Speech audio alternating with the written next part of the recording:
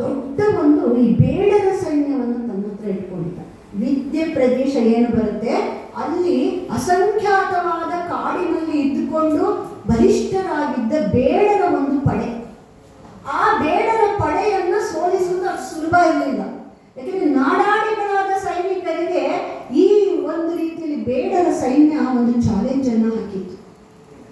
ಅಂತಹ ಬೇಡರ ವಿಂಧ್ಯರ ಆ ಒಂದು ಕಿರಾತರ ಸೈನ್ಯವನ್ನು ಧ್ವಂಸ ಮಾಡಿ ಹಾಕಿದ್ದಕ್ಕೆ ಅವನಿಗೆ ವಿಂಧ್ಯ ಅರಣ್ಯ ಪ್ರದೇಶದ ಶಾಸನಗಳನ್ನು ಜೊತೆಗೆ ತಾಪಿ ನದಿಯ ಪ್ರದೇಶದಲ್ಲಿ ಲಾಟರು ಗುರ್ಜರರ ಉತ್ತರ ಭಾರತದ ಕಡೆಗೆ ಹೋಗಿ ಹೇಗೆ ಯುದ್ಧ ಮಾಡಿದ ಅನ್ನುವುದನ್ನು ವರ್ಣಿಸಿದರು. ಅನಂತರ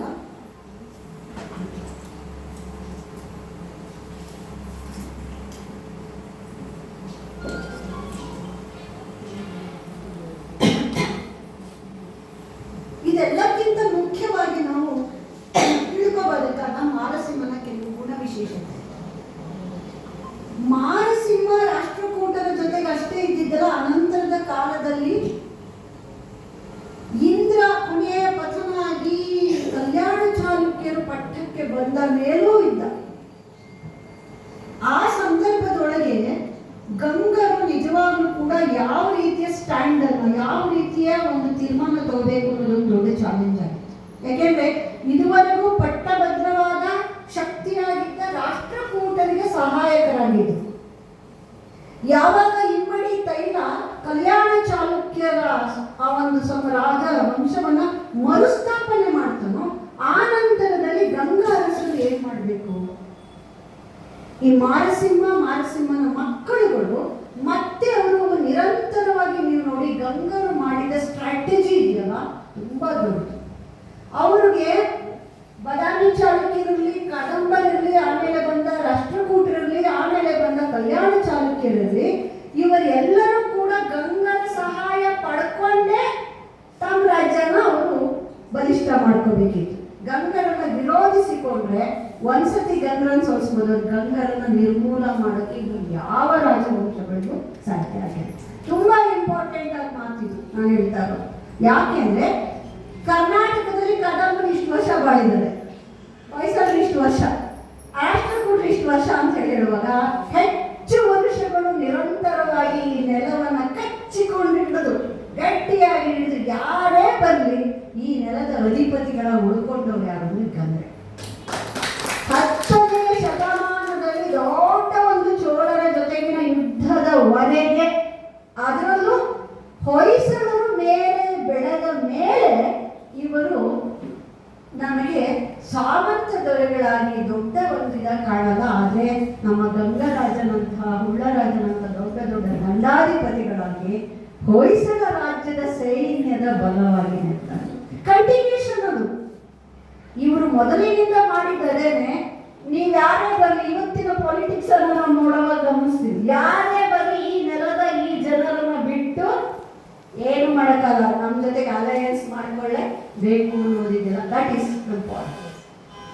ಈ ನೆಲದ ಮಣ್ಣಿನ ಮಕ್ಕಳು ಅಂತ ನಾವು ಗಂಗರನ್ನ ಕರೀತೇವೆ.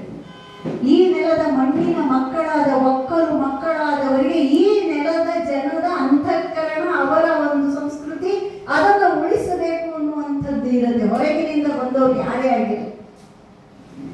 ಹಾಗಾಗಿ ರಾಜಕೀಯದ ಎಲ್ಲ ತರಹದ ಆಟ, ಆ ಒಂದು ಏಳು ಬೀಳುಗಳಲ್ಲಿ ಒಂದು ಚೂರು ಹಿಂದಕ್ಕೆ ಹೋಗಿರ್ಬೋದು, ಸಾಮಂತರಲ್ಲಿ ಚಕ್ರವರ್ತಿ ಸಮಯವಾಗಿರ್ಬೋದು, ಸ್ವಲ್ಪ ಕಡಿಮೆ ಇರ್ಬೋದು, ಎಂದು ಇವರ ಮೂಲದಿಂದಲೇ ಇವರನ್ನ ಕಿತ್ತಾಕೋಕ್ಕೆ ಯಾರಿಗೂ ಸಾಧ್ಯ ಆಗಲಿಲ್ಲ. ಹೊಯ್ಸಳರಲ್ಲಿ ಅವರು ಮುಂದುವರೆದ್ರು.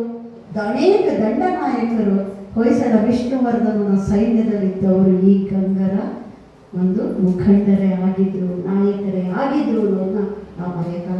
ಬಹುಶಃ ಅದರ ನಂತರದಲ್ಲಿ ಮತ್ತೆ 13-14ನೇ ಶತಮಾನಕ್ಕೆ ಬಂದ್ರೆ ಮತ್ತೆ ವಿಜಯನಗರ, ಆನಂತರಕ್ಕೆ ಬಂದ ನಮ್ಮ ಕೆಂಪೇಗೌಡರು ಮುಂದವರು, ಇವರ ಸಂದರ್ಭದಲ್ಲಿ ಮತ್ತೆ ಅಲ್ಲಿ ಎಲ್ಲೋ ಈ ದಂಡನಾಯಕತ್ವ ಮತ್ತು ಸ್ಥಳೀಯ ಆಡಳಿತದಲ್ಲಿ ಇವರೇ ಮತ್ತೆ ಗಾವುಂಡರು. ಸುಮ್ಮನೆ ಅಲ್ಲ, ಗಾವುಂಡ ಆ ನೆಲಕ್ಕೆ ಅಂಟಿದವನಾಗಿರ್ತಾನೆ, ಚಕ್ರವರ್ತಿ ಯಾರು ಬೇಕಾರೋ ಆಗಿ. ಹಾಗಾಗಿ ಈ ಗಾವುಂಡರುಗಳ ಈ ಗೌಡತಿಯ ಸೇವೆಗೆ ನಾನು ಒಂದು ಮಾತು ಹೇಳ್ತೀನಿ, ಈ ಗಾರುಂಡ ಸೈನ್ಯ ಇತ್ತಲ್ಲ, ಈ ಗಾರುಂಡರು ಈ ನೆಲದ ಕರ್ನಾಟಕದ ಮಣ್ಣಿನ ಮಕ್ಕಳಾದಂಥವರು ಯಾರೇ ರಾಜ್ಯ ಕಟ್ಟಲಿ, ಯಾರೇ ಆಳ್ಲಿ, ಯಾರೇ ಬರಲಿ, ಯಾರೇ ಹೊರಗಿನವ್ರು ಬರಲಿ, ಇವರು ಮಾತ್ರ ಇಲ್ಲಿದ್ದವರನ್ನು ಬಿಟ್ಟು ಏನೂ ಮಾಡಕ್ಕೆ ಆಗಿಲ್ಲ. ಇವ್ರು ಹೆಣ್ಣು ಕೊಟ್ಟು ವೈವಾಹಿಕ ಸಂಬಂಧ ಮಾಡಿಕೊಂಡು ಹೆಂಗೋ ಪ್ಯಾಚಪ್ ಮಾಡ್ಕೊಂಡಿದ್ದಾರೆ. ಇವರ ದಂಡ ನಾಯಕರುಗಳನ್ನು ಕರೆಸ್ಕೊಂಡು ಅವ್ರಿಗೊಂದಷ್ಟು ಆಡಳಿತ ಪ್ರದೇಶಗಳನ್ನು ಕೊಟ್ಟು ನೀವು ನನ್ನ ರಕ್ಷಕನಾಗಿರಪ್ಪ ಅಂತ ಹೇಳಿ ಗುಡ್ ವಿಲ್ ಸಂಪಾದಿಸ್ಕೊಂಡಿದ್ದಾರೆ. ಒಟ್ಟಿನಲ್ಲಿ ಗಂಗರಾಜರ ಒಂದು ಸೈನ್ಯ ಮುಖಂಡರುಗಳ, ಸೇನಾಧಿಪತಿಗಳ ಅವರ ಒಂದು ಕೈಚಳಕ ಇಡೀ ನಿರಂತರ ಕರ್ನಾಟಕದ ರಕ್ಷಣೆಯಲ್ಲಿ ಕನ್ನಡ ಜನತೆಯ ಆ ಸ್ಥಳೀಯವಾದ ಸಂಸ್ಕೃತಿಯ ಉಳಿವಿನಲ್ಲಿ ದೊಡ್ಡ ಕೆಲಸ ಮಾಡಿ ಅದರೊಳಗಡೆಗೆ ಈ ನಮ್ಮ ಮಾರಸಿಂಹನ ಜೊತೆಗೆ ಇದ್ದಂತಹ ಅನೇಕರು, ಮತ್ತೆ ಅವನ ನಂತರದಲ್ಲಿ ಬರ್ತಕ್ಕಂತಹ ನಮ್ಮ ಚಾಮುಂಡರಾಯ ಇರ್ಬೋದು, ಬೇರೆ ಬೇರೆ ಅಲ್ಲಿ ಬರ್ತಕ್ಕಂತಹ ಗಂಗರಾಜ ಅಂತವ್ರು ಇರ್ಬೋದು, ಅವರುಗಳನ್ನೂ ಕೂಡ ನಿಮ್ಮ ಈ ಕುಲಶಿಲ್ಪಿಗಳಲ್ಲಿ ಒಬ್ಬೊಬ್ಬರನ್ನು ಕುರಿತು ನೀವು ಮಾತಾಡಿಸ್ಬೇಕು ಅಂತ ನಾನು ಕೇಳ್ಕೊಳ್ತೀನಿ. ಯಾಕೆ ಅಂದ್ರೆ ಬರೀ ರಾಜರಾಗಿದ್ದವ್ರ ಬಗ್ಗೆ ಮಾತ್ರ ಮಾತಾಡೋದಲ್ಲ, ಆ ರಾಜರಿಗೆ ಬಲ ಎಡ ಭುಜಗಳಾಗಿದ್ದಂತ ಗಂಗದಂಡ ನಾಯಕರ ಬಗ್ಗೆಗೂ ನೀವು ಮಾತಾಡಿಸ್ಬೇಕು. ಅವರು ಮಾಡಿರುವಷ್ಟು ಕೊಡುಗೆ ನೋಡಿ. ನಮ್ಮ ಚಾಮುಂಡರಾಯ ಇವತ್ತು ಆ ಒಂದು ಬಾಹುಬಲಿಯ ವಿಗ್ರಹವನ್ನ ಅವನು ಕಡೆದು ನಿಲ್ಲಿಸಿರ್ಬಹುದು. ಅದಕ್ಕೆ ರಾಜಮಲ್ಲನಂತವನ ಒತ್ತಾಸೆ ಇಲ್ಲದೆ ಇದ್ರೆ ಒಬ್ಬ ಸೇನಾಪತಿ ಏನ್ ಮಾಡೋಕ್ ಸಾಧ್ಯ ಸರ್? ಯೋಚನೆ ಮಾಡಿ. ಚಕ್ರವರ್ತಿ ನನ್ನನ್ನ ನಿಲ್ಲಿಸಿ ನೀನೆಂಗೋ ಫೇಮಸ್ ಆಗ್ತೀಯಾ ಅಂತ ಹೇಳ್ಬೋದು. ಅವರಿಬ್ರು ಗೆಳೆಯರ ಹಾಗಿದ್ದಂಥವ್ರು. ಚಾಮುಂಡರಾಯ ಎಂಥ ಅದ್ಭುತವಾದ ಶಿಲ್ಪಗಳು, ಇವತ್ತಿಗೂ ಕೂಡ ಪ್ರಪಂಚದ ಒಂದು ಮಹಾ ಅದ್ಭುತ. ಅದು ಏಕಶಿಲಾ ಒಂದು ಮೂರ್ತಿ. ಅದಕ್ಕೆ ಸುತ್ತಾಲಯವನ್ನ ಕಟ್ಟಿಸಿ ಅದನ್ನು ಭದ್ರ ಮಾಡಿಸಿದವರು ಯಾರು? ನಮ್ಮ ಗಂಗರಾಜ. ಗಂಗರಾಜಂ ಸುತ್ತಾಲಯವನ್ನು ಮಾಡಿಸಿದವಂತೆ. ಶ್ರವಣ ಬೆಳಗೊಳದ ಆ ಮೂರ್ತಿಯ ಬಲಭಾಗದ ಪಾದದ ಹತ್ತಿರದಲ್ಲಿ ಚಾವುಂಡರಾಯಂ ಮಾಡಿಸಿದನು. ಚಾವುಂಡರಾಯಂ ಶೈಲಿತ್ತಾಂ, ಚಾವುಂಡರಾಯಂ ಕರವೀರಲೇನಂತೇಳಿ 3 ಭಾಷೆಗಳಲ್ಲಿ ಆ ಒಂದು ಶಿಲ್ಪವನ್ನ ಮಾಡಿಸಿದವನು ಚಾವುಂಡರಾಯ ಅಂತ ಹೇಳ್ತಿದೆ. ಅಲ್ಲಿ ರಾಜಮಲ್ಲನ ಹೆಸರಿಲ್ಲ. ಕಾರಣ ಏನಂದ್ರೆ ರಾಜಮಲ್ಲ ಮತ್ತು ಚಾವುಂಡರಾಯರ ನಡುವೆ ಮಾರಸಿಂಹ ಇದ್ದಾಗಲೇ ಚಾವುಂಡರಾಯ ಈ ಗಂಗರಿಗೆ ಬಹಳ ಮುಖ್ಯನಾಗಿದ್ದ. ಬರೀ ರಾಜಮಲ್ಲನ ಹೆಸರು ಬಿಡ್ತೀವಿ, ಅಂದ್ರೆ ಮಾರಸಿಂಹನ ಕಾಲದಲ್ಲೂ ಇದ್ದ. ಮಾರಸಿಂಹನಲ್ಲಿ ಇದ್ದಂತ ಜೈನ ಪ್ರೇಮ, ಜಿನ ಧರ್ಮದ ಬಗೆಗಿನ ನಿಷ್ಠೆ ಅವನ ಎಲ್ಲ ದಂಡ ನಾಯಕರಲ್ಲೂ ಕಾಣಿಸುತ್ತೆ. ಅದೇ ಕಾರಣಕ್ಕೆ ಮಾರಸಿಂಹನ ಸಾವು ಇದೆಯಲ್ಲ, ಯಾವುದೇ ಚಕ್ರವರ್ತಿಗೂ ಒಂದು ದಿನ ದಿ ಎಂಡ್ ಇದೆ ಅಲ್ವಾ? ಮಾರಸಿಂಹ ಕೊನೆಯವರೆಗೂ ಯುದ್ಧಗಳಲ್ಲಿ ಹೋರಾಡಿ ಹೋರಾಡಿ ಹೋರಾಡಿ ಕೊನೆಯ ಕಾಲದಲ್ಲಿ ತುಂಬಾ ನೋವು ಅನುಭವಿಸ್ತಾನೆ. ಮುಮ್ಮಡಿ ಕೃಷ್ಣನ ಸಾವಿನ ನಂತರ ಆ ರಾಷ್ಟ್ರಕೂಟರ ವಂಶದ 2 ಮಕ್ಕಳುಗಳಲ್ಲಿ ಆಧಿಪತ್ಯಕ್ಕೆ ಜಗಳಗಳಾದಾಗ ಆ ಮನೆಯ ಜೊತೆಗೆ ಈ ಮಾರಸಿಂಹನ ಮಗಳನ್ನ ಬಹುಶಃ ಮತ್ತೆ ರಾಷ್ಟ್ರಕೂಟರ ಆ ಇಂದ್ರನಿಗೆ ಕೊಟ್ಟಿದ್ದಿರಬಹುದು ಅನ್ನುವಂಥದ್ದು ನಮಗೆ ಸೂಚನೆಗಳು ಕೆಲವು ಶಾಸನದಲ್ಲಿ ಸಿಗುತ್ತೆ. ಹೀಗೆ ರಾಷ್ಟ್ರಕೂಟರ ಇಂದ್ರನನ್ನ ಅಲ್ಲಿಂದ ಪದಚ್ಯುತ ಮಾಡಬಹುದಾದ ಸಂದರ್ಭದಲ್ಲಿ ಅವನು ಬಂಕಾಪುರದಲ್ಲಿ ಆ ಇಂದ್ರನಿಗೆ ಚಕ್ರಾಧಿಪತ್ಯದ ಪಟ್ಟಾಭಿಷೇಕ ಮಾಡ್ತಾನೆ. ತಾವೆಲ್ಲ ಒಂದ್ಸತಿ ಬಂಕಾಪುರಕ್ಕೆ ಹೋಗ್ಬೇಕು. ಆ ಬಂಕಾಪುರದ ಶಿಲ್ಪಗಳು, ಆ ಬಂಕಾಪುರದಲ್ಲಿರುವಂಥ ವಿಶಾಲವಾದ ಹಜಾರ, ಆ ಕಾಲದಲ್ಲಿ ಇದ್ದಂತಹ ವ್ಯಾಪಾರಿ ಸಂಘಗಳ ದೊಡ್ಡ ದೊಡ್ಡ ಬೈಠಕ್ಗಳು ಹೇಗೆ ನಡೀತಿತ್ತು, ಗಂಗರಾಜರ ಕಾಲದ ವ್ಯಾಪಾರ, ವಾಣಿಜ್ಯ, ಸಾಮಾಜಿಕ ಅಭಿವೃದ್ಧಿ, ಸೋಶಿಯೋ ಎಕನಾಮಿಕ್ ಡೆವಲಪ್ಮೆಂಟ್ಸ್ ಹೇಗಾಗಿತ್ತು ಅನ್ನೋದನ್ನ ಇನ್ನೂ ಪೂರ್ತಿ ನಾವು ಸರಿಯಾಗಿ ಅಧ್ಯಯನ ಮಾಡಿಲ್ಲ. ಕೃಷಿಕರನ್ನು ಮುಂದೆ ತರುವುದಕ್ಕೆ ಸಂಬಂಧಪಟ್ಟ ಹಾಗೆ ಅವರು ಮಾಡಿದ ಕಾರ್ಯಗಳನ್ನು ಇನ್ನೂ ನಾವು ಸರಿಯಾಗಿ ಅಧ್ಯಯನ ಮಾಡಿಲ್ಲ. ಬಂಕಾಪುರದಲ್ಲಿ ನಿಂತು ಆ ರಾಷ್ಟ್ರಕೂಟರ ಇಂದ್ರನಿಗೆ ರಾಜ್ಯ ಪಟ್ಟಾಭಿಷೇಕ ಕಟ್ಟಿ ನಾನಿದ್ದೇನೆ ಅಂತ ಹೇಳಿ ಆ ಹುಡುಗನಿಗೆ ಒಂದು ಧೈರ್ಯವನ್ನು ತುಂಬಿದ ಹಿರಿಯ ಶಕ್ತಿಯಾಗಿರ್ತಾರೆ. ಅಷ್ಟೊತ್ತಿಗಾದ ವಯಸ್ಸಾಗಿದೆ ಅವನಿಗೆ. ಯಾಕೆಂದ್ರೆ ಅವನು ಆಡಳಿತ ಮಾಡಕ್ಕೆ ಚುಕ್ಕಾಣಿ ಹಿಡಿಯೋ ಹೊತ್ತಿಗೆ ಅವನ ಅರ್ಧ ವಯಸ್ಸು ಅವ್ರ ಅಪ್ಪನ ಹತ್ರ ಅವ್ರ ಅಣ್ಣನ ಹತ್ರ ದುಡಿದಿದ್ದಾಗಿತ್ತು. ಆದರೆ ಎಲ್ಲೂ ನಿಷ್ಠೆಯನ್ನು ಬಿಟ್ಟಿಲ್ಲ. ತನ್ನ ಒಂದು ಆಡಳಿತ ಸಂದರ್ಭದಲ್ಲಿ ಅದನ್ನು ತುದಿಗೆ ತುರಿಯಕ್ಕೆ ತಗೊಂಡು ಹೋಗ್ತಾನೆ. ಆ ನಂತರ ಸಾಕು ಅನ್ಸತ್ತೆ. ಸ್ನೇಹಿತರೆ, ಯಾಕೆ ನಾನು ಮಾರಸಿಂಹನನ್ನ ಮೊದಲಿಗೇನೆ ರಾಜರ್ಷಿ ಅಂತ ಹೇಳಿ ಕರೆದೆ ಅಂದ್ರೆ, ಎಂಥ ವೈಭವವಿರಲಿ, ಎಂಥ ಅಧಿಕಾರ ಇರಲಿ, ಎಂಥ ಗೆಲುವು ದಿಗ್ವಿಜಯಗಳ ಪರಾಕ್ರಮಿಯಾಗಿ ಅವನಿಗೆ ಹೊಗಳಿಕೆಗಳಿರಲಿ, ಮನುಷ್ಯನ ಒಳಗಡೆ ಒಂದು ನಿರಂತರವಾದ ಯಾವುದೋ ಒಂದು ಶಾಂತಿಯ, ನೆಮ್ಮದಿಯ ಆ ಒಂದು ಹಂಬಲ ಅನ್ನೋದಿರುತ್ತೆ. ಎಲ್ಲ ರಾಜರಿಗರಿರುತ್ತೆ ಅಂತ ಹೇಳಕ್ಕಾಗಲ್ಲ. ಇಷ್ಟೆಲ್ಲ ಬಾಹ್ಯ ಕರ್ತವ್ಯಗಳಲ್ಲಿ ಇಷ್ಟೆಲ್ಲ ಹಿಂಸೆಯ ಯುದ್ಧಗಳನ್ನೇ ಮಾಡ್ತಾ ಹೋದಂತ ಈ ಮಾರಸಿಂಹ ಕೊನೆಗೆ ತನ್ನ ಮಗನಿಗೆ ಪಟ್ಟವನ್ನು ಕಟ್ಟಿ, ಇನ್ನೊಂದು ವರ್ಷ ಅವನ ಸಾವಿಗೆ ಮುಂಚೆ ಅವನ ಪಟ್ಟವನ್ನು ಕಟ್ಟಿ ಬಂಕಾಪುರದಲ್ಲಿ ಜೈನ ಗುರುಗಳ ಹತ್ರ ದೀಕ್ಷೆಯನ್ನು ಪಡ್ಕೊಂಡಿರ್ತಾನೆ. ಅವನ ಸಾವನ್ನ ಹೇಳುವ ಮಾರಸಿಂಹನ ನಿಸ್ತಿ ಶಾಸನ ಇದೆ ಅಂತ ಹೇಳಿದ್ನಲ್ಲ, ಅದರಲ್ಲಿ ಬಹಳ ಚೆನ್ನಾಗಿ ಹೇಳುತ್ತೆ. ಈ ಲೋಕದ ಈ ವೈಭವ, ಈ ಅಧಿಕಾರ, ಈ ಸಂಪತ್ತು, ಈ ಸಾಧನೆ ಎಲ್ಲವೂ ಒಂದು ತೂಕವಾದರೆ ಅಂತರಂಗದ ಸಾಧನೆ ಮತ್ತೊಂದು ತೂಕ.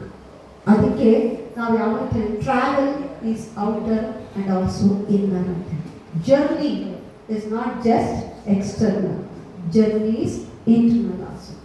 ಪ್ರತಿಯೊಬ್ಬ ವ್ಯಕ್ತಿಯ ಒಳಗೆ ಮುಖ ಚಲನೆ ಅನ್ನೋದೊಂದಿರುತ್ತೆ. ಅಲ್ಟಿಮೇಟ್ ಆಗಿ ಜೀವನದ ಅರ್ಥ ಏನು, ಅಲ್ಟಿಮೇಟ್ ಆಗಿ ಜೀವನದ ಸಾರ್ಥಕತೆ ಎಲ್ಲಿದೆ? ಆಯ್ತು, ಇವರು ವೀರನಾದ, ವಿದ್ಯಾವಂತನಾದ, ಶೌರ್ಯನ ದೊಡ್ಡ ರಾಜ್ಯವನ್ನ ಕಟ್ಟದ, ದೊಡ್ಡ ಒಂದು ಹೆಸರನ್ನ ಪಡೆದ, ದಿಕ್ಕುಗಳಲ್ಲಿ ಅವನ ಹೆಸರು, ದೊಡ್ಡ ಚಕ್ರವರ್ತಿಯ ತಲೆದೂಗುವ ಹಾಗೆ ಅವನ ನಿಷ್ಠೆ, ಎಲ್ಲವೂ ಆದ್ಮೇಲೂ ಇನ್ನು ಉಳಿಯುವ ಪ್ರಶ್ನೆ, ಏನ್ ಬೇಕು ಒಬ್ಬ ವ್ಯಕ್ತಿಗೆ ನಿಜವಾಗಿಯೂ ಆ ನೆಮ್ಮದಿ, ಶಾಂತಿ ಬರಬೇಕಾದ್ರೆ?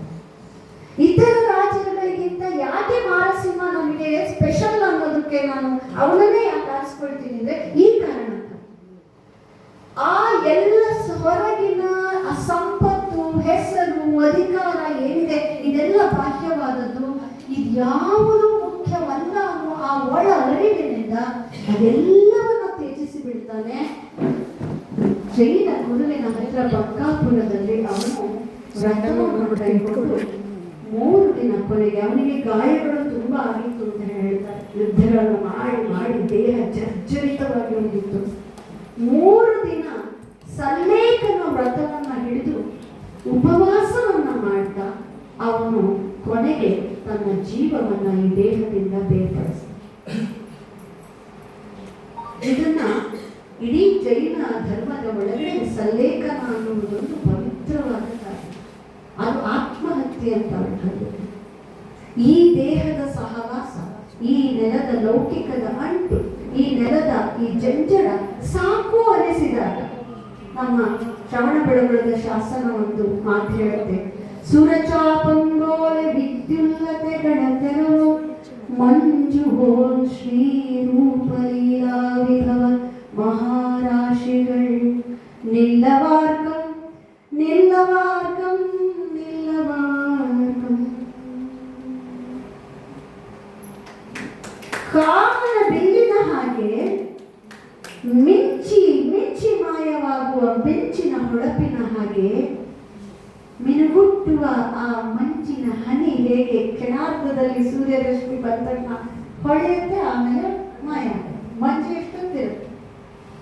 ಶ್ರೀ ಸಂಪತ್ತು, ನಮ್ಮ ಲೀಲೆ, ಆ ಲೀಲೆ ಅನ್ನೋ ಪದಕ್ಕೆ ಎಕ್ಸ್ಪ್ಲನೇಷನ್ ಇಲ್ಲ ಬಿಡಿ. ನಮ್ಮ ಲೀಲೆಗಳು ಏನೇನು ಅನುಭವಿಸ್ತೀವಿ, ಏನು ಅಹಮ್ಮು, ಏನೇನು ಅನುಭವಿಸ್ತೀವಿ, ನಮ್ಮ ಆಟ, ನಮ್ಮ ಪಾಠ, ನಮ್ಮ ಓಡಾಟ, ನಮ್ಮ ಹಮ್ಮು ಹಿಮ್ಮು ವೈಭವ, ಎಲ್ಲ ಆ ಲೀಲೆಗಳು ನಿಲ್ಲವಾರು. ರೂಪ ನಿಲ್ಲೋದೆ, ವೈಭವ ನಿಲ್ಲೋದೆ, ಸಂಪತ್ತು ನಿಲ್ಲೋದೆ. ಆದ್ಮೇಲೆ ಏನು ಉಪಯೋಗ? ಈ ನೆಲದ ಇರುವು ಅಂತ ಏನು ಜೈನ ಧರ್ಮದ ಮೂಲ ತತ್ವ ಇದೆ, ಆ ತತ್ವ ಬೋಧನೆ ಅಂತ ಅವನಿಗೆ ಅನಿಸುತ್ತೆ ಇದೇನು ಅಲ್ಲ. ಇದನ್ನ ಮೀರಿದ ಒಂದು ಆ ಶಾಂತತೆ, ನೆಮ್ಮದಿ ಅದು ಬೇಕು ಅಂತ ಅನಿಸಿದಾಗ ಅವನು ಸಲ್ಲೇಖನವನ್ನು ಹಿಡಿತಾನೆ. ಸಲ್ಲೇಖನವನ್ನು ಹಿಡಿದು 3 ದಿವಸಗಳ ಕಾಲ ನಿಟ್ಟುಪವಾಸ, ನಿರ್ಜಲ ಉಪವಾಸ. ನಿಮ್ಗೆ ಗೊತ್ತಿರ್ಬೋದು, ಸಲ್ಲೇಖನ ಗಟ್ಟಿ ಪದಾರ್ಥ ಬಿಡ್ತಾರೆ, ಆಮೇಲೆ ಆ ಎಲ್ಲ ದ್ರವ ಪದಾರ್ಥಗಳನ್ನು ಬಿಡ್ತಾರೆ, ಕೊನೆಗೆ ಎಂಜಲನ್ನು ಕೂಡ ಗುಣಕರಿಸಿದ ಹಾಗೆ ಸಂಪೂರ್ಣ ನಿಟ್ಟುಪವಾಸವನ್ನ ಮಾಡಿ ಬಂಕಾಪುರದಲ್ಲಿ ಈ ದೇಹವನ್ನು ತ್ಯಜಿಸ್ತಾನೆ. ಪ್ರಾಣ ದೇಹ ಬಿಟ್ಟು ಹೋಯ್ತು ಅಂತ ಅನ್ನೋದಿಲ್ಲ. ದೇಹ ಅನ್ನುವುದು ನಶ್ವರವಾದ್ರಿಂದ ಆ ಜರ್ಜರಿತವಾದ ದೇಹ ಸಾಕು ಅನ್ಸಿದ್ರಿಂದ ಅವನು ಅಲ್ಲಿ ಪ್ರಾಣವನ್ನು ಬಿಡ್ತಾನೆ. ಅದನ್ನ ಹೇಳುವಂತಹ ಪದ್ಯ ಇದೆಯಲ್ಲ, ತುಂಬಾ ಸುಂದರವಾದ ಪದ್ಯ. ಅವನ ಕೊನೆಯ ಮರಣದ ಸಂದರ್ಭದಲ್ಲಿ ಹೇಳಲೇಬೇಕಾದ ಪದ್ಯ ಅಂತ ಹೇಳಿ ನನಗೆ ಅನಿಸುತ್ತೆ. ಶ್ರವಣ ಬೆಳಗೊಳದ ಪದ್ಯವನ್ನು ಓದೋಣ.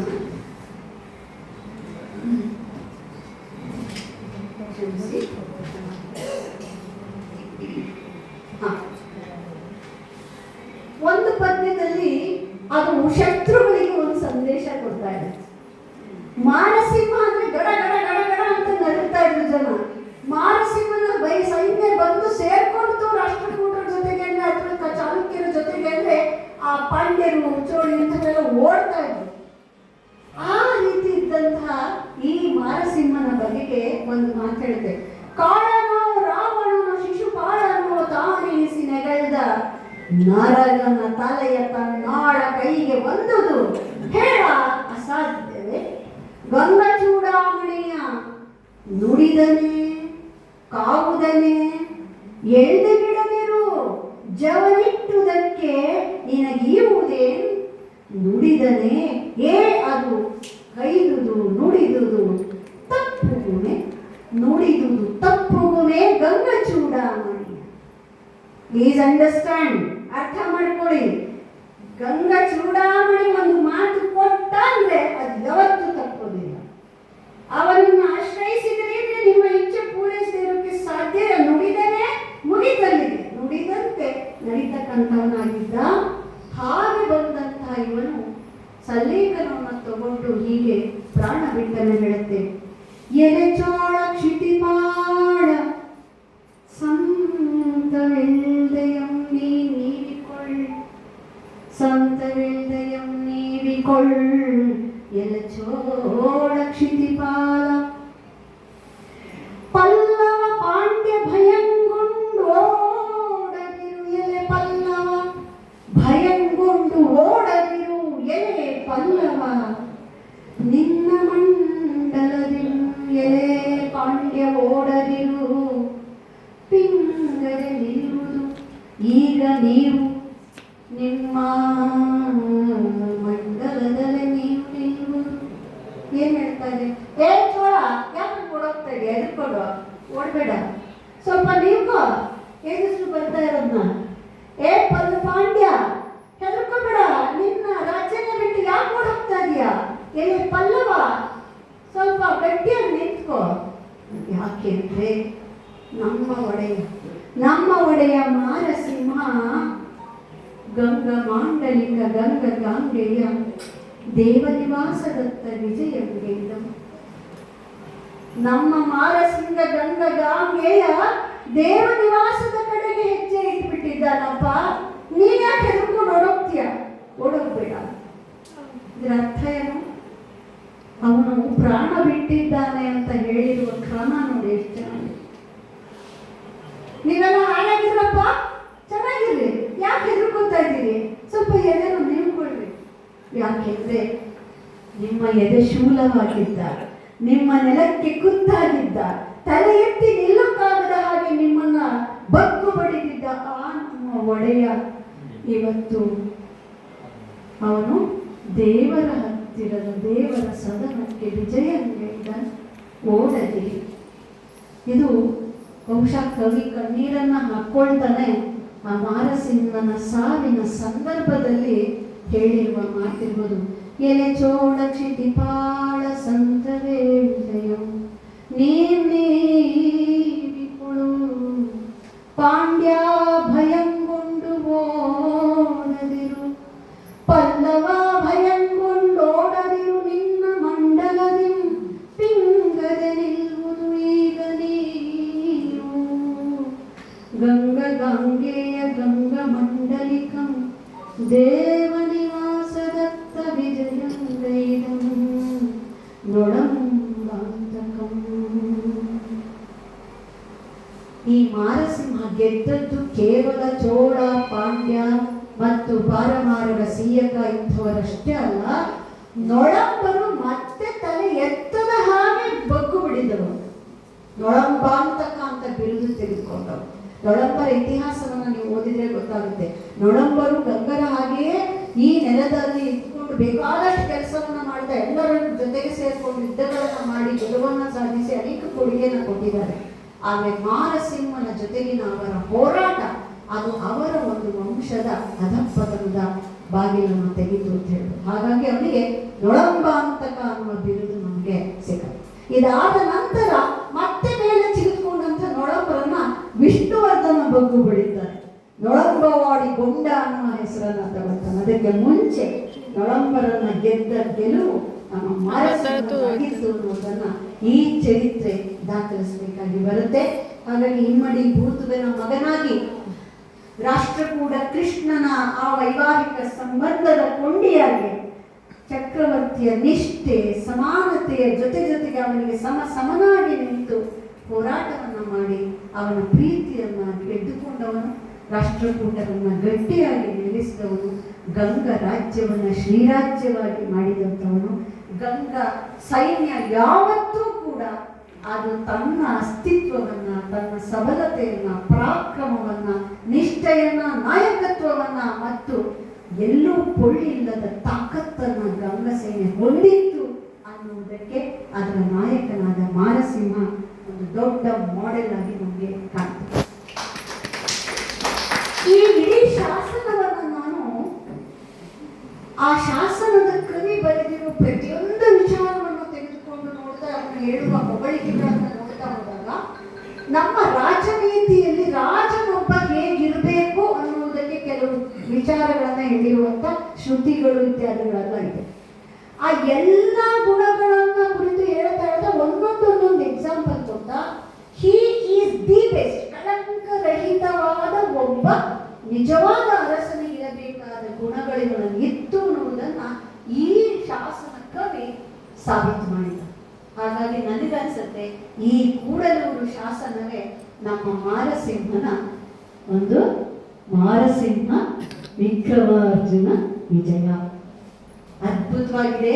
ಇದರ ಅನುವಾದ ಸಂಸ್ಕೃತದಲ್ಲಿದೆ. ಆ ಸಂಸ್ಕೃತದಲ್ಲಿ ಇರ್ತಕ್ಕಂಥದ್ದು ಹೆಚ್ಚು ಅರ್ಥವಾಗದೇ ಇರೋ ಕಾರಣದಿಂದಾಗಿ ಅದನ್ನು ಕನ್ನಡಕ್ಕೆ ಕೆಲವು ಸಾಲುಗಳನ್ನು ನಾನು ಓದಿ ತಿಳಿಸಿದ್ದೇನೆ. ಇಂಥ ಅನೇಕ ಶಾಸನಗಳಿವೆ. ಈ ಶಾಸನಗಳ ಒಳಗೆ ಮಾರಸಿಂಹನ ಗುಣ ಸ್ವಭಾವಗಳು ಗೊತ್ತಾಗುತ್ತೆ. ಮಾರಸಿಂಹನ ಸಾವಿದೆಯಲ್ಲ, ಅದು ಅವನ ಕುರಿತು ಬರೆದಿರುವಂತಹ ಒಂದೊಂದು ಪದ್ಯವು ಮುಂದಿನ ಅನೇಕ ಕನ್ನಡ ಕವಿಗಳು ಬಳಸ್ಕೊಂಡಿದ್ದಾರೆ. ಯಾರು ಬರೆದ್ರು ಮಹಾನ್ ಕವಿ ಗೊತ್ತಿಲ್ಲ. ಕಾವ್ಯ ಶೈಲಿ, ಶಕ್ತಿ, ಅಲಂಕಾರಗಳು, ಯಮಕ, ರಸ, ಭಾವ, ಒಬ್ಬ ನಾಯಕನನ್ನ ಹೇಗೆ ಕೊಂಡಾಡಬೇಕು, ಹೇಗೆ ಚಿತ್ರಿಸಬೇಕು, ಕಲ್ಲಲ್ಲಿ ಕಟ್ಟದ ಹಾಗೆ ಮಾರಸಿಂಹ ಕಾಣ್ತಾನೆ. ನಮ್ಮ ಕೆಂಪೇಗೌಡರ ಹಾಗೆ ಶಿಲ್ಪ ಎಲ್ಲೂ ಮಾರಸಿಂಹನಿಲ್ಲ. ಆದರೆ ಮಾರಸಿಂಹ ಈ ಕೂಡಲೂರು ಶಾಸನ ಓದುವಾಗ ನಮ್ಮ ಮನಸ್ಸಿನೊಳಗೊಂದು ಮೂರ್ತಿ ಬರುತ್ತೆ. ನಮ್ಮ ಚಾಮರಾಯ ಒಂದು ಮಾತು ಹೇಳ್ತಾನೆ, ನಾನು ಗೊಮಟೇಶ್ವರನನ್ನು, ಆ ಬಾಹುಬಲಿಯನ್ನ, ಭರತ ಸ್ಥಾಪಿಸಿದ ಬಾಹುಬಲಿಯನ್ನು ನೋಡಿ ಆಮೇಲೆ ನಾನು ಗೊಮ್ಮಟನ್ನ ಮಾಡ್ತೀನಿ ಅಂತ ಗೆದ್ದರೆ ಹೋಗಕ್ಕಾಗಲ್ಲ. 8 ದೂರ ಅಲ್ಲೆಲ್ಲ ವಿಷ ಸರ್ಪಗಳಿಗೆ ನೋಡಕ್ ಸಾಧ್ಯನೇ ಇಲ್ಲ. ಸಾಮಾನ್ಯ ಕಣ್ಣಿಗೆ ಅದು ಕಾಣೋದೇ ಇಲ್ಲ ಅಂತ ಒಂದು ಮಾತು ಹೇಳ್ತಾನೆ ಚಾಮರಾಯ. ನನ್ನೊಳಗೊಬ್ಬ ಗೊಮ್ಮಟನ್ ಅಂತ ಮನ್ಮನೋಮೂರ್ತಿಯನ್ನು ಮಾಡಿಸುವೆಮ್ಮ ಅಂತ ಹೇಳ್ತಾನೆ ಚಾಮರಾಯ. ಅಂದ್ರೆ ನನ್ನೊಳಗೆ ಒಬ್ಬ ಬಾಹುಬಲಿಯ ಚಿತ್ರ ಇದೆ, ಆ ಚಿತ್ರ ಹೇಗಿದೆಯೋ ಹಾಗೆ ನಾನು ಬಾಹುಬಲಿ ಮೂರ್ತಿಯನ್ನ ಕಳಿಸ್ತೇನೆ ಅಂತೇಳಿ ಬಾಹುಬಲಿಯನ್ನು ನಿಲ್ಲಿಸ್ತಾನೆ.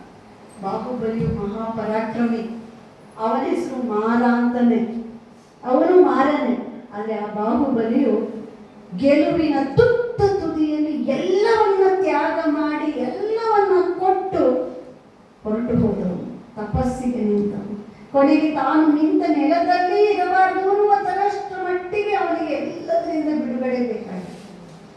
ಹೇಗೆ ಬಾಹುಬಲಿ ತನ್ನೆಲ್ಲ ಸಾಮರ್ಥ್ಯ ಗೆಲುವಿನ ತುತ್ತ ತುದಿಯಲ್ಲಿ ಎಲ್ಲವನ್ನ ಬಿಟ್ಟುಕೊಟ್ಟು ತಪಸ್ಸಿಗೆ ಹೊರಟ ಹಾಗೆ ನಮ್ಮ ಮಾರಸಿಂಹ ಕೂಡ ತನ್ನ ಗೆಲುವಿನ ತುತ್ತ ತುದಿಯಲ್ಲಿ, ತನ್ನೆಲ್ಲ ಸಾಧನೆಗಳ ತುತ್ತ ತುದಿಯಲ್ಲಿ ಅದೆಲ್ಲಕ್ಕಿಂತ ಮೀರಿದ್ದು ಈ ಆತ್ಮ ಸಾಧನೆ ಅಂತ ಭಾವಿಸಿ ಅದೆಲ್ಲವನ್ನು ತ್ಯಜಿಸಿ ಹೊರಟಾಗ್ತಾರೆ. ಹಾಗಾಗಿ ನನಗೆ ಮಾರಸಿಂಹನ ಕಥೆ ಯುದ್ಧ ವೀರನ ಕಥೆ ಇಲ್ಲ. ನಾನು ಆಗಲೇ ಹೇಳಿದಾಗ it is A double journey. It is an inner and outer journey of a general, a king, a true person. ಒಬ್ಬ ನಿಜವಾದ ಮಾನವೀಯ ಮೌಲ್ಯಗಳುಳ್ಳ ಸಮರ್ಥನಾದ ಒಬ್ಬ ವ್ಯಕ್ತಿಯ ಅಪೂರ್ವವಾದ ಮಾದರಿಯಾಗಿ ನನಗೆ ಮಾರಸಿಂಹ ಕಾಣ್ತಾನೆ. ಸ್ನೇಹಿತರೆ, ಒಂದೊಂದು ಪದ್ಯವನ್ನು ನಾನು ವಿವರಿಸ್ತಾ ಅನೇಕ ವಿಚಾರಗಳನ್ನು ಹೇಳ್ತಾ ಹೋಗೋದು ಸಮಯ ಆಗಿರೋದ್ರಿಂದ ಬಹುಶಃ ಈ ಝಲಕ್ ಸಾಕಂತ ಎಷ್ಟು ಸಾಕು ಅಂತ ನಾನು ಭಾವಿಸಿದ್ದೇನೆ. ಖಂಡಿತವಾಗಿಯೂ ನಾನು ಈ ಲೇಖನದಲ್ಲಿ ಇಡೀ ಅವನ ಶಾಸನಗಳಲ್ಲಿರುವಂತಹ ಮಾತುಗಳನ್ನು ಸೇರಿಸಿ ಅವನ ವ್ಯಕ್ತಿತ್ವದ ಹಲವು ಆಯಾಮಗಳನ್ನು ತಿಳಿಸಿಕೊಡ್ತೇನೆ. ಅದನ್ನು ಮುಂದೆ ಪ್ರಕಟಣೆಯನ್ನು ಮಾಡುವಂತಹ ಇಚ್ಛೆಯನ್ನು ಹೊಂದಿರುವಂಥವರಿಗೆ ಖಂಡಿತವಾಗಿಯೂ ಮಾರಸಿಂಹನ ಬಗೆಗೆ ಒಂದು ಒಳ್ಳೆಯ ಪ್ರಬಂಧವನ್ನು ನಾನು ಮಾಡಿಕೊಡ್ತೇನೆ ಅಂತ ಹೇಳ್ತಾ, ಕೇಳಿದ ನಾವು ನೀವು ಮಾರಸಿಂಹನಂತವನ ಬಗೆಗೆ ಒಂದಿಷ್ಟು ಎದೆಯಲ್ಲಿ ಹೆಮ್ಮೆಯನ್ನು ತಾಳೋಣ. ಇವನು ನಮ್ಮ ಈ ನೆಲದ ಕಂದ, ಈ ನೆಲದ ಮಹಾವೀರ, ಈ ನೆಲದ ಒಬ್ಬ ಮಹಾ ಅಡ್ಮಿನಿಸ್ಟ್ರೇಟರ್, ಈ ನೆಲದ ಒಬ್ಬ ದೊಡ್ಡ ನಾಯಕ, ನಾಯಕತ್ವದ ಗುಣಗಳಿರುವ ರಾಜಕೀಯ ಮುತ್ಸದ್ದಿ, ವಿದ್ಯಾವಂತ, ಹಾಗೆ ಒಬ್ಬ ಅತ್ಯದ್ಭುತವಾದಂತಹ ಅಂತಃಕರಣವುಳ್ಳಂತಹ ಒಬ್ಬ ಮಹಾರಾಜನಾಗಿದ್ದ. ಅವನು ನಮ್ಮ ಪೂರ್ವಿಕನಾಗಿದ್ದ ಎನ್ನುವ ಹೆಮ್ಮೆ ನಮ್ಮದೆಲ್ಲರಿಗೂ ಆಗಲಿ ಅಂತ ಹೇಳ್ತಾ ನನ್ನ ಮಾತನ್ನು ಮುಗಿಸ್ತೇನೆ. ನಮಸ್ಕಾರ.